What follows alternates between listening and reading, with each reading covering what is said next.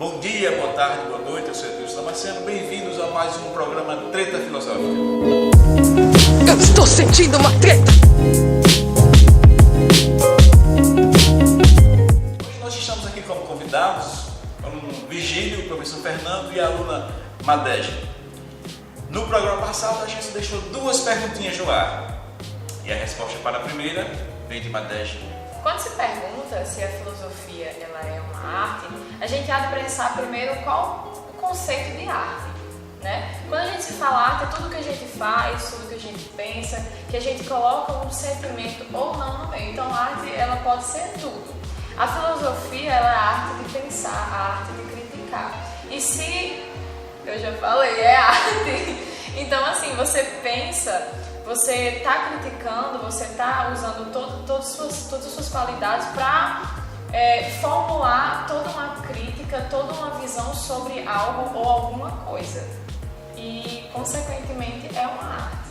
A gente faz perguntas para tudo, mas na filosofia foi preciso alguém perguntar, não é, Virgílio? Esse alguém foi Sócrates. Bem, a frase mais famosa de Sócrates, que é quase uma frase de Facebook, é só sei que nada sei. Só sei que nada sei veio de um conceito dele chamado douta ignorância, onde ele valoriza você nunca tratar um conhecimento como absoluto, que as verdades podem mudar, que nenhuma verdade ela é completamente absoluta, ou até mesmo que nenhuma verdade é completamente verdadeira. Outro conceito de Sócrates são a maiêutica e a ironia. A maiêutica é o parto do conhecimento. Sócrates ele vai, a partir de perguntas que ele traz como ironia, a partir de questionar o conhecimento de outra pessoa, mostrar que aquela pessoa não tem toda essa base que ela pensa que tem. Meio que Sócrates deixa a pessoa, pode deixar um físico, por exemplo, como Albert Einstein, pensando que não sabe de nada. Após isso, Sócrates vai fazer com que a pessoa procure a verdade dentro de si mesma, não através dos sentidos. E esse nascimento da verdade que a pessoa traz é o que chama de maiêutica, que inclusive significa parto. Pronto, sabendo que filosofia é uma arte, que todos nós parimos algum tipo de conhecimento, o tema de hoje é democracia. Aí vem a pergunta, será que a gente é livre? É possível sermos livres e iguais ao mesmo tempo? O que é liberdade? Para que serve a igualdade? É nesse sentido que a gente vai discutir. E para discutirmos e chegar a uma conclusão, a gente precisa voltar um pouco no tempo e discutirmos um pouco a história. O professor Fernando vai nos apresentar um pouquinho desse caminho a ser seguido quando se trata de liberdade e igualdade. Então, quando nós falamos sobre democracia, nos vem primeiro o que nasce lá em Atenas, né? A primeira grande democracia do mundo. Só que a democracia ateniense é uma democracia um pouco diferente da democracia que nós vemos hoje, certo? A democracia ela tem, na verdade, três grandes fases. A democracia ateniense, no início, a da primavera dos povos, das revoluções do século XVIII, XIX também, e também a democracia que a gente tem hoje em dia, que é a nossa democracia atual através do voto. Então, falar de democracia é falar um pouco dessa história que perdura desde os povos antigos até os dias atuais. Tem uma frase de Rousseau, Jean-Jacques Rousseau, que sintetiza um pouquinho essa nossa discussão. Na democracia grega, que a democracia surgiu na Grécia Antiga, mas ela já excluía mulheres, escravos, estrangeiros e crianças, se não me falha a memória. Então, E homens da isso. Então, que democracia é essa que já excluía? Primeiro ponto. O segundo ponto tem base no pensamento, na frase de Rousseau, que o homem nasce livre, mas a todo momento encontra-se preso entre grades. Que liberdade é essa que vai nos aprisionar o tempo todo? Será que a gente pode ser livre só no pensamento? Ou a gente, até no pensamento, vai estar preso naquela ideia porque não vai poder concretizá-la? Terceira questão. Se nós somos livres, você falou em democracia do voto, né? Mas se eu sou livre para escolher em quem votar, por outro lado, eu sou obrigado a votar. Que democracia é essa? Hein, Madege e Virgílio? Como é que vocês veem essa democracia que nos obriga, que nos impõe, que nos limita? Qual a opinião de vocês dois? É importante ressaltar que a democracia de hoje ainda continua sendo excludente, tal como era em Atenas. As pessoas que são eleitas, elas têm um padrão, geralmente. É muito difícil você ver mulheres sendo eleitas, por exemplo. É muito difícil você ver mulheres sendo governadoras, mulheres sendo presidentes. Inclusive, nossa primeira presidente mulher foi Dilma Rousseff, foi há 2 mandatos atrás, um mandato atrás, no caso. E essa exclusão que você tem desde Atenas e perdura até hoje, ela meio que contraria o conceito de democracia. Democracia, que cracia significa governo, demo significa povo, deveria ser o governo do povo. Porém, esses representantes não representam realmente a maioria, eles não representam todos os grupos sociais, representam alguns grupos sociais fechados, como aristocratas ou donos de grandes latifúndios. E geralmente são homens que já são empresários ou são brancos, e isso traz uma exclusão de homens de cor, por exemplo, homens negros, homens asiáticos, traz exclusão de mulheres, traz exclusão de pessoas com a baixa ascendência social.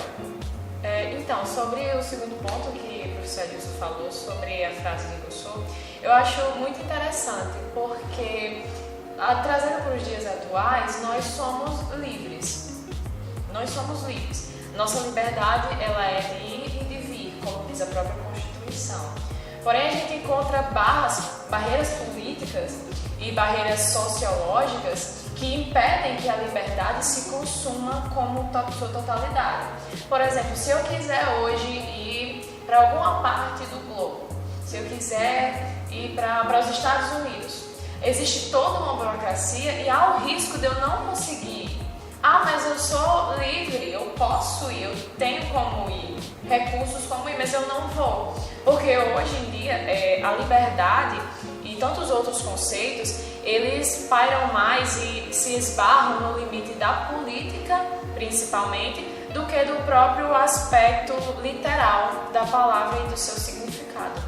Percebendo os dois lados da política, da democracia ateniense e também desse lado que a Modeste falou, a gente pode ver as políticas de imigrações hoje, né? Como uma forma democrática, por exemplo, a gente vê a Europa se fechando um pouco o cerco, uma Europa que buscava tanto a democracia, por exemplo, a Revolução Francesa, que foi um movimento no qual buscou esse derrubar de governos absolutistas para buscar uma democracia, e a gente vê a França hoje fechando o cerco para pessoas que vêm de outros locais, né? Então isso é uma grande problemática.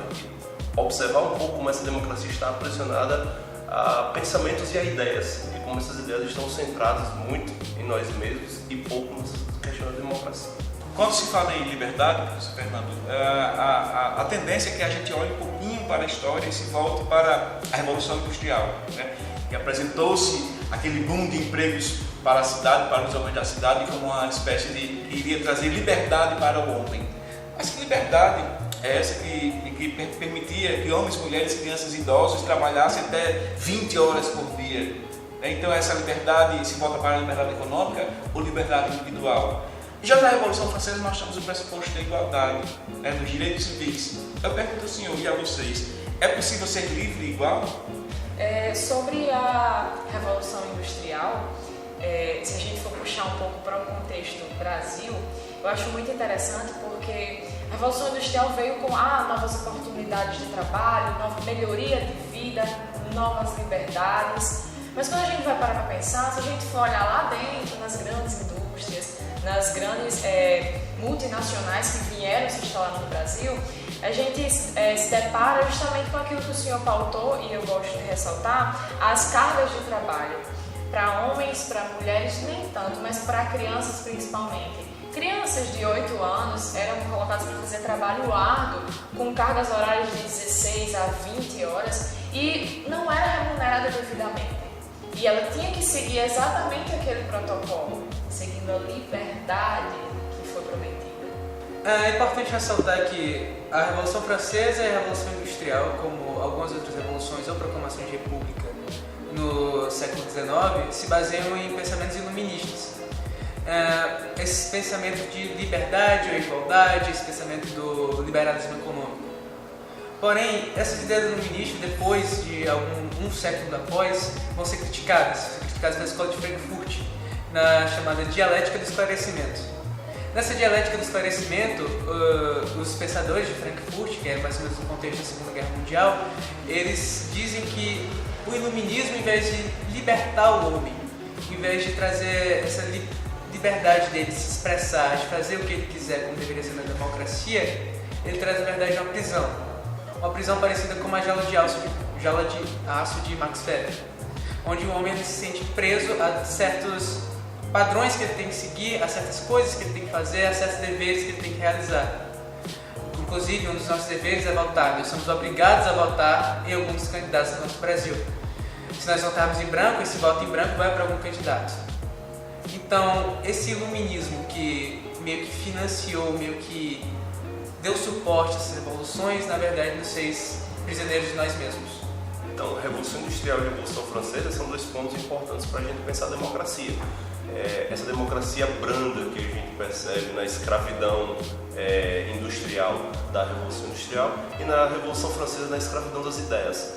Então, tudo isso é importante para que a gente possa pensar a democracia nos dias atuais. Bom, gente, chegamos ao final do nosso treta.